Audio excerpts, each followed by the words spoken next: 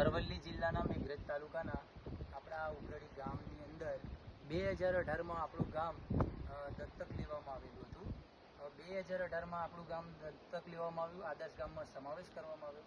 આદર્શ ગામની જે પાયાની જરૂરિયાતો હોવી જોઈએ, મેન તો છે રોડ, રસ્તા, પાણી, એ પણ ખાસ જરૂરિયાતો જોઈએ એવી સંતોષવામાં નથી આવી.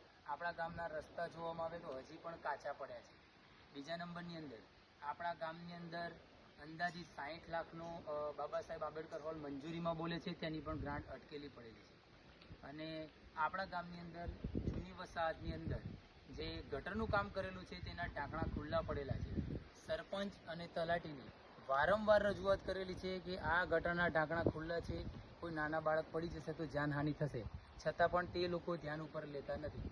આ દિવાળી અને નવા વર્ષનો તહેવાર હોવાથી દરેક સિટીમાં રહેતા દરેક માણસો, દરેક ગામના સભ્યો ગામમાં તહેવાર કરવામાં આવે છે અને નાના બાળકો કોઈ પડી જશે, કદાચ કોઈ જાનહાનિ થશે તો તેની તમામ જવાબદારી સરપંચ અને તલાટીની રહેશે.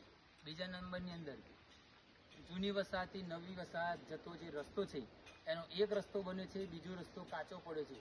તે પણ ચોમાસા દરમિયાન ફૂલ પાણી ભરાઈ જવાથી નવી વસાહતવાળાને જ્યારે દૂધની ડેરીમાં દૂધ ભરાવા આવવાનું થાય ત્યારે બહુ હાલાકીનો સામનો કરવો પડે છે.